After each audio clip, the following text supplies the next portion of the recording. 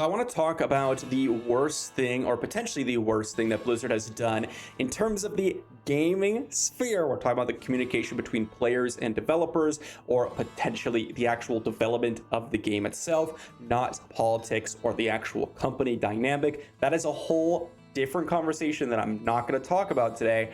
We're talking about specifically how they actually manage expectations for their players, as well as some of the decisions that they end up making for their games, because this is actually affecting the launch of Diablo 4 a lot. And I'm actually constantly having conversations trying to understand where people are coming from, at the same time really confused at why we're having so much difficulty reaching the point to where a lot of us are, which is that, guys, Diablo 4 not going to be pay to win. It's not going to have this feature. It's not going to do this, etc. And that is because the communication has been really, you could say, lacking specificity, or simply poorly communicated. And I want to talk about that here. Now, I wanted to talk about this because I truly believe that this is arguably the most damaging thing for Diablo 4 in terms of leading up to the launch of it. Post Diablo 4, we'll see what happens. But in my opinion, the amount of hype and the amount of trust that a lot of people are missing from Diablo 4 comes from this sort of communication breakdown. And it all begins in this post that was highlighted by Zizarin about when Diablo Immortal came out.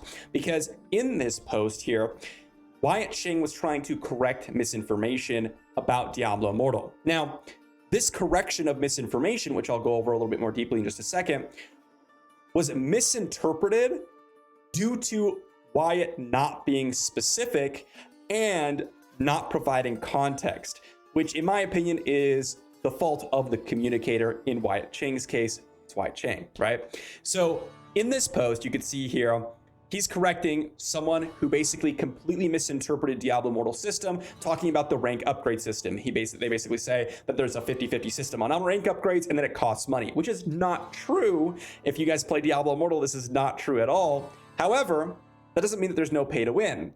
And you can see here, this sentence, in Diablo Immortal, there is no way to acquire or rank up gear using money.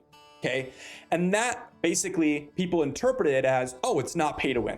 That's what the interpretation was. As we go down here, as Zizarin points out, I think a lot of people were expecting, or became hopeful, was that you couldn't buy power after seeing that statement. And there ends up being a lot of things you can buy, etc.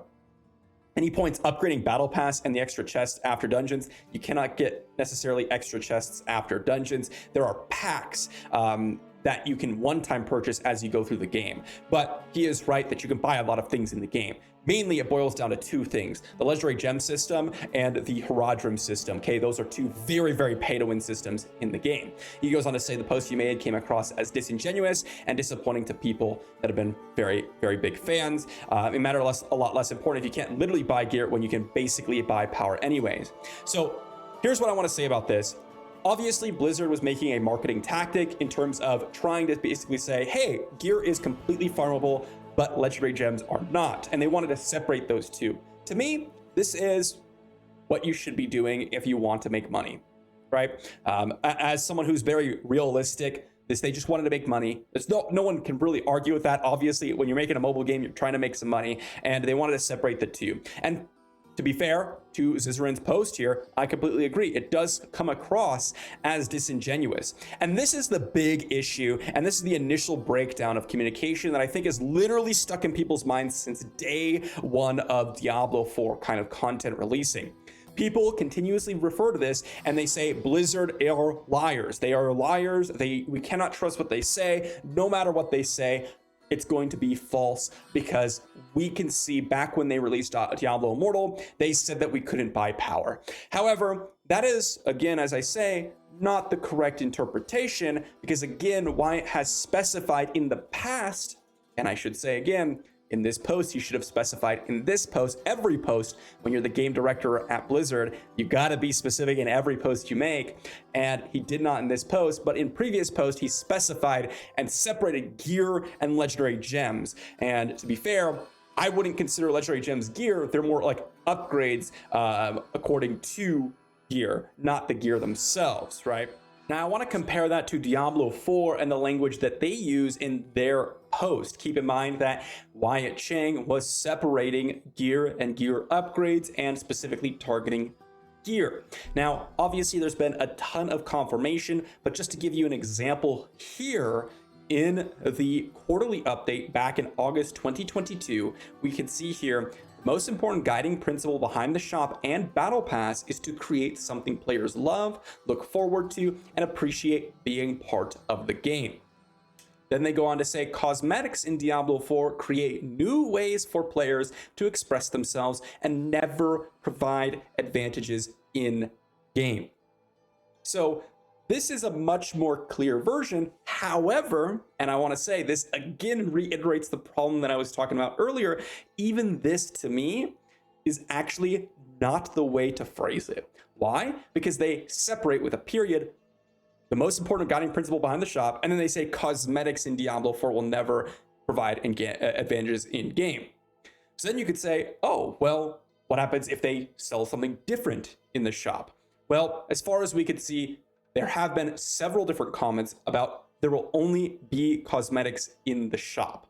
So for people who are reading this post even, they may see that be like, oh, they're trying to trick us. They're trying to get only cosmetics. But in fact, they have confirmed that cosmetics only are going to be in the shop. So even here, even though this is much more definitive language, the way that they phrase their sentence structure here in the post could be leading to misinterpretation. And this is just continuously happening. And this isn't the only post, which is funny. That is super up to interpretation. It ends up being very mischaracterized, similar to what Wyatt Chang's post did, and even in the Diablo 4 sphere. Just look at the two posts that were recently added to the blog post. One, we have the dungeon system, where they basically say that the reset dungeon will be removed, and that the way you can repeat dungeons if you join someone in a party and then run the dungeons again. People took that and they're like, you can never reset dungeons, which is again a misinterpretation, but Blizzard did a poor job, a very poor job of communicating, and that is absolutely on Blizzard's fault. The fault of the people is when they spread that information without actually quoting people properly. That's the only problem I have with that. But honestly, guys, I don't blame a lot of people for interpreting it the way they did interpret. You wouldn't know unless you actually played the game on what they're actually commenting on, which again, you could say is potentially something that people should be doing, is playing the game before you make big comments like that. But then the second one is the mounts, which they just released, and they basically refer to or imply that you have to complete the entire campaign. And people took that and then misinterpreted it to say that you have to complete the entire campaign, which was disproven with the Twitter post from Joseph. And so this is not a one-time thing. This is not something that we've gotten past. This is not something that I, again, see ever fixing in the near future. And I can totally understand why people feel the way that they do. However, you have to understand that this is the way Blizzard communicates, and you got to read Blizzard. If you're going to try to, I guess you could say, interpret Blizzard's message, you have to understand the language they're speaking. And based on what they've said about pay to win, and based on what they've said about these recent things in Diablo 4, I truly believe that they are being sincere when they try to be as specific as possible. It just seems that, they have a hard time with their PR management, just because people make posts and they don't, I guess you could say, revisit them as closely as they should. So definitely something that Blizzard's got to work on. And again, I don't blame people for seeing and hearing what they hear and then interpreting what they do. I just blame people for trying to spread them as actual fact when in fact they are not. That's that, guys. Hopefully you enjoy, and I will see you all for a video tomorrow.